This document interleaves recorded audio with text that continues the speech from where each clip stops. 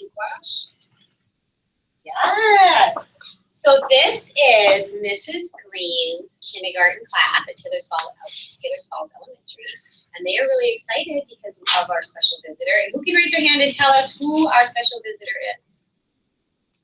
William? Mr. Thimm. Mr. Thimm. And who is Mr. Thimm? We know he's a tall guy, but who is he, Rennie? Oh. Mr. Phoebe's boss. Yeah. And he probably wants to say a little bit more, even more about that. Well, I thought I was coming to read to a kindergarten class, and I see some princesses, and I see a superhero. And, oh my gosh!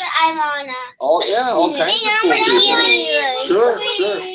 Okay, so again, as your teacher said, as Mrs. Green said, I'm kind of Mr. Reedy's boss, but I look at it as I'm kind of the person who helps people. In other words, Mr. Reedy helps your teacher, right? When she needs something, Mr. Reeby finds a way to get something for her. When Mr. Reeby, who's your principal, when he needs something, then I try to find that for him so that we can make this a great school. That's what we try to do, okay? And I'm really happy that I was invited to read to you today because this is a very cool book. And when I was growing up, I didn't have books like this. You know, mine were made out of stone. I'm just kidding. It was kind of a joke, but I kind of went over, you know. Anyway, no, I had books like this. They were very good books. But so let's get started. And this book is called Where the Wild Things Are, and Stories and Pictures by Maurice Sendak. And there's a little award here. There's a little award here on this book. And what that means is that this book is the winner of the Caldecott Medal. It's a little award that shows like that. And so what it means, it's the best picture book of that particular year. So the pictures you're going to see, that means that they won an award. They were really good pictures, really good. So we're going to start this and go all the way through. And you can see the pictures are very colorful, aren't they? Very nice. It looks kind of like a jungle or something. There are a lot of flowers. It's all wood. And it says, where the wild things are. Guys, look up there. So let me go through this. Now it says, the night Max wore his wool suit and made mischief of one kind. But there's Max. Looks like he's doing something with a hammer. And another. Oh my gosh. Look, he's chasing the dog. The dog doesn't look, like he's a monster. He doesn't look very happy. That's quite an outfit he has. His mother called him Wild Thing. And Max said, I'll eat you up. And he was sent to bed without eating anything. His mom sent him to bed. But she didn't like what he said to her. That very night in Max's room, a forest grew. Oh my gosh, look at up here. That's kind of strange. And grew. Look at the other things that are growing. Look at those. And Max is just kind of, look at that tail. I didn't see that before. Max is sitting there he's looking at all this. And grew until his ceiling hung with vines and the walls became the world all around. Oh my gosh, this is something. I want to see what's on the next page. And an ocean tumbled by with a private boat for Max, and he sailed off through night and day. He has a boat in his room. And there's water. I don't have that in my room at home. And in and out of weeks and almost over a year to where the wild things are. He was sailing for a whole year. And when he came to the place where the wild things are, they roared their terrible roars and gnashed their terrible teeth and rolled their terrible eyes and showed their terrible claws. Look at those things. Whoa. I don't have pets like that on mine. I have a cat.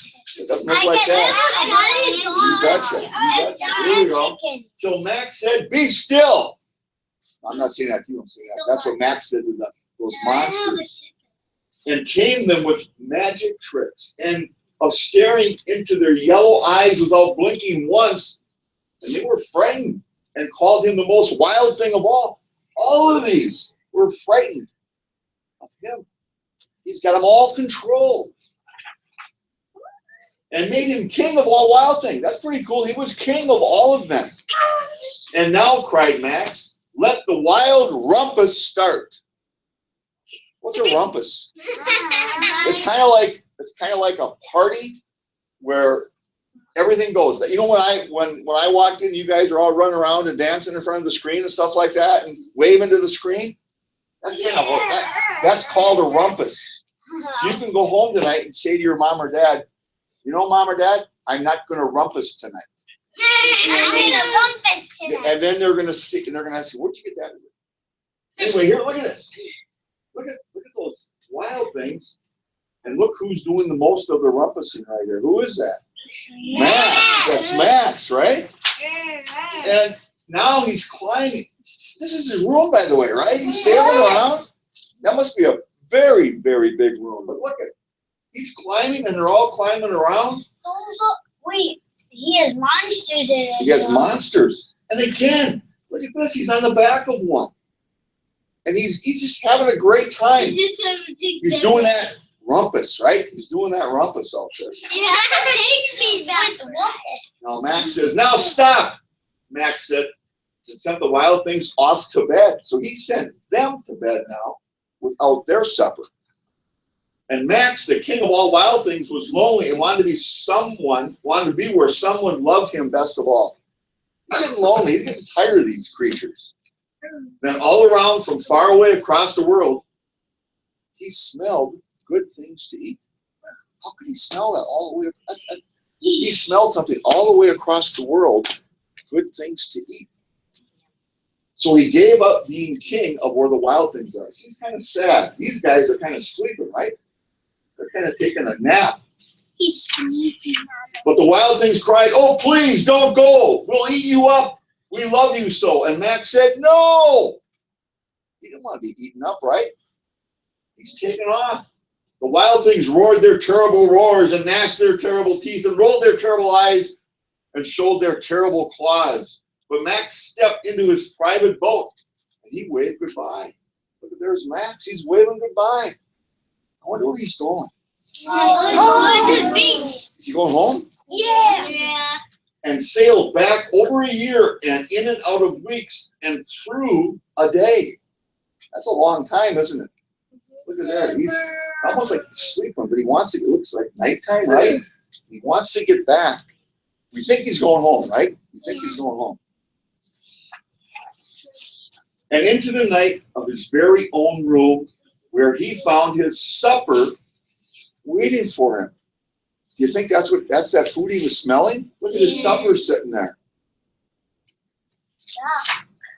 And it was still hot.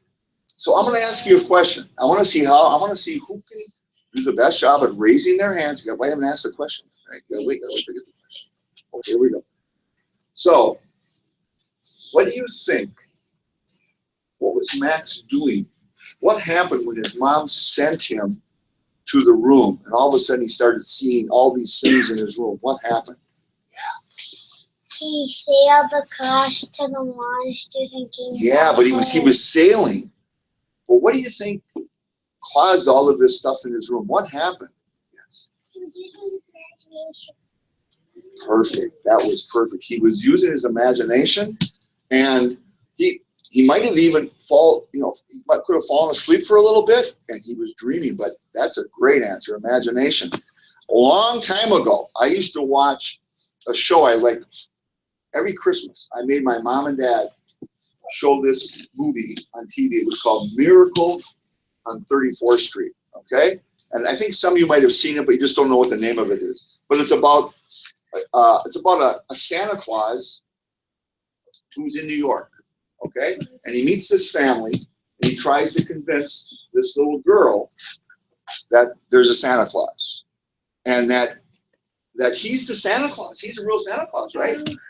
And he talks to this little girl, and he says, you hear about, like other countries? And she said, yes.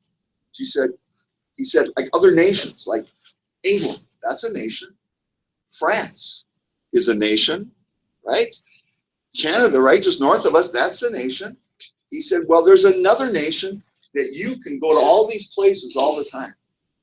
And he said, that is the imagination.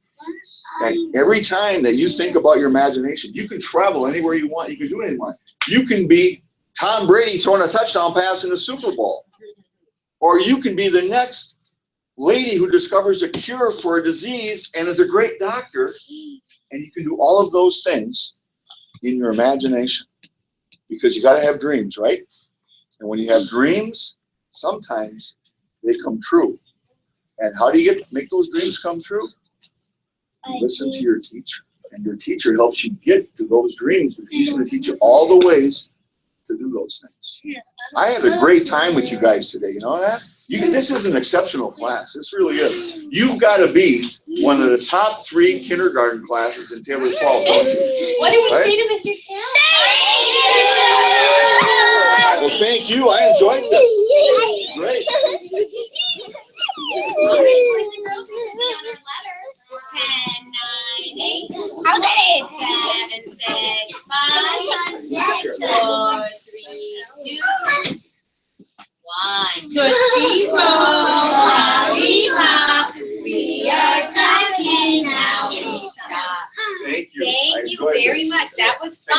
You know, it sure is nice having visitors read to us. You guys are so used to having Mrs. Nicholson and Mrs. Green. And you know what happened? I got another reading gig just walking down the hall. I'm coming back on March 2nd. That is, I think, the birthday of Dr. Seuss. I'm going to wear my tie, and I get to read to the 2nd grade classes. So this is great coming over here. You guys didn't know this, but if I keep coming over here, I won't have to go back to my office. I can just come over here and read every day. Do you think he likes to come here and read? Yeah! Some days that would be perfect. Yes. Thank you so much. Thank you. Now